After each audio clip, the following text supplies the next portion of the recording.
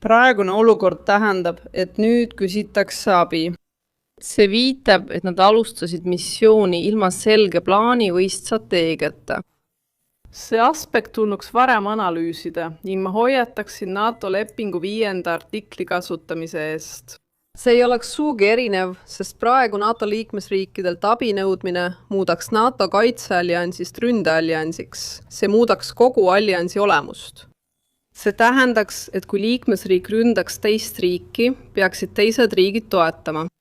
Minu jaoks on see kõik üsna avantüristlik ja seetõttu on meil absoluutne vajadus lihtsalt analüüsida, mis see kontseptsioon on, kuidas tegelikult kavatsetakse sellest olukorrast välja tulla. Meie AFD-st oleme seda algusest peale öelnud ning saanud selle eest tugevat ja laialdast kriitikat. Nüüd on tõestatud, et meil oli oma seisukohast täiesti õigus, kui hoiatasime väga rõhutatult selle konflikti edasise eskaleerumise eest. Me peame olukorda võimalikult kiiresti deeskaleerima ja ilmselgelt ei ole ka ameeriklased mõelnud väljumisstrateegiale. Siin, kuidas see peaks edasi minema? Nii et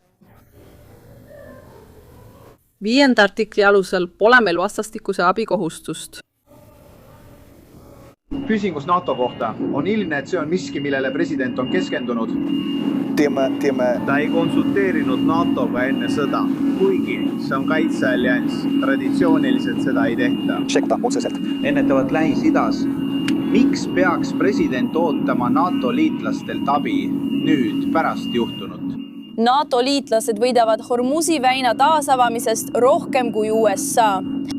Praeguse presidendi energiapoliitika kohaselt oleme nafta netoeksportijad. Meil on siin riigis piisavalt ressursse oma rahva jaoks, mis on president Trumpi puhul positiivne.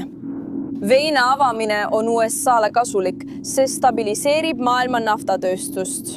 See langetab hindu, aitab Euroopat ja NATO liitlasi, kuid president soovib, et nemad rohkem panustaksid.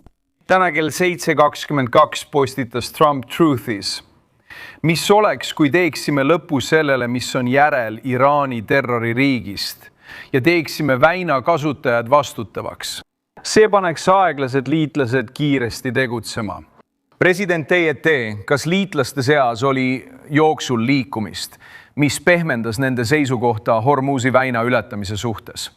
Ei, öösel mitte, kuid president ja tema meeskond, eriti Hegseth ja Rubio, suhtlevad pidevalt Euroopa kolleegide ning Araabia ja Pärsia lahe liitlastega, et nad suurendaksid oma panust ja aitaksid rohkem Ameerika Ühendriike Hormuzi väina turvalisuse tagamisel, kuna see on neile kasulikum kui USA-le tänu president Trumpile.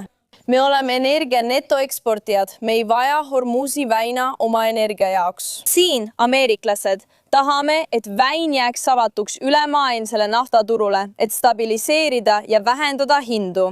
Armeel on võimalusi seda edasi tagada, kuid presidendil on õigus, kui ta nõuab liitlastelt suuremat vastutust ja panust. President Trumpi üks põhimõtteid on õiglus. Ta on juba ammu kritiseerinud NATOd, kuna peab seda Ameerika rahva, maksumaksja ja relvajõudude suhtes ebaõiglaseks liiduks.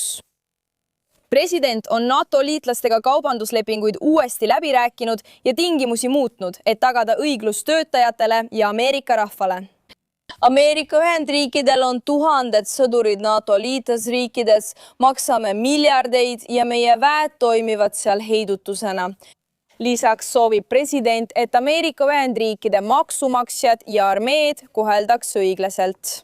Ta leiab, et NATO ei täida alati oma kohustusi ning tal on õigus rohkem nõuda, sest väina taasavamine on neile kasulikum kui Ameerika Ühendriikidele.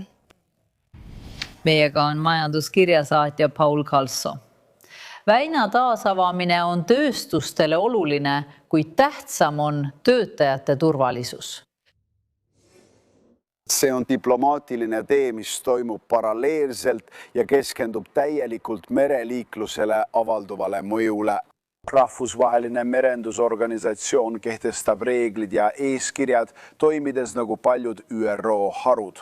Selles ruumis on 10 riike ja täna hommikul on nad põhimõtteliselt teinud avaldusi, seistes pikas järjekorras, et hukka mõista, kas siis otseselt Iraani rünnakud kaubalaevadele ja meremeestele, umbes 20 000, kes on praegu Pärsia lahes kinni hoitud. Samuti kutsuvad üles pingutama nende vabastamiseks ja laevade liikumisvabaduse taastamiseks. Huvitaval kombel on siin riike, kes ei toeta USA ja Iisraeli sõda Iraani vastu, kuid siiski mõistavad hukka Iraani vastu löögi, mis asetas meretranspordi ja sellest tulenevalt kogu maailma majanduse selle kõige keskmesse, on sellised riigid nagu Belgia, Saksamaa ja Ühendkuningriik täna sõna võtnud. Merendussektorile keskenduvad väiksemad riigid, näiteks Filipiinid, kus töötab üle 400 000 meremehe üle maailma, paljud neist Pärsia lahes, võtsid samuti täna hommikul sõna. Bahamaad, kus on registreeritud palju laevu ja üht neist ründas eelmisel nädalal Iraani raketipaat, on samuti väga mures. Enne kohtumist kohe päeva alguses püüdsid Iraani suursaadik Londonis ja Vene delegatsioon takistada selle kohtumise toimumist. Nad väitsid protseduuri vigu, kuid obstruktsioon lükati tagasi ja kohtumine jätkus. Kas kuulsid seal Sivas Antifa esindajad rääkimas ettepanekust luua turvaline koridor nende laevade evakueerimiseks? Võib-olla nad ainult nõustuvad arutelu raamistikuga, edasi ei liigu. ÜRO ja diplomaatia liiguvad aeglaselt. See erineb Trumpi mereväe eskordi ettepanekust, kus sa soovis Euroopa liitlasi kaasata, kuid seni on nad keeldunud. Diplomaatia hammasrattad liiguvad aeglaselt, kuid arvestades praegust ohtu meretranspordile ja meremeestele Hormuzi väinas, siis kuigi protsess on heade kavatsustega, seni kuni rakette lastakse ja Iraan jätkab laevade ning energiarajatiste ründamist, on ebatõenäoline, et midagi muutub. E que a economia seja liberada até que os mísseis parem de voar.